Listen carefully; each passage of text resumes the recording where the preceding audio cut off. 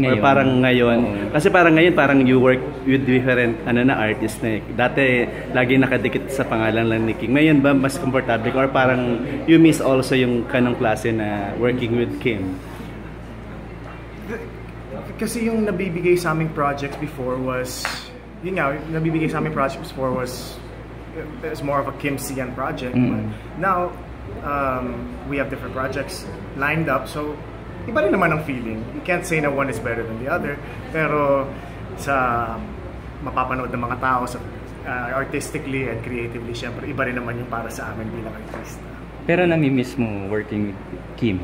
Syempre, of course. Ano yung mga namimiss mo sa kanya? Ano nga ba? Syempre being able to see her every day. Iba rin yun. Kasi pag iba yung magkasama lang kayo, iba yung trabaho kayo every day. So ibang-iba yun. Being able to work together and see each other. And of course, magkikita rin naman kayo soon. Makakatrabaho pa rin kayo. So far ba? Date niya sa Star Magic. Tingnan natin.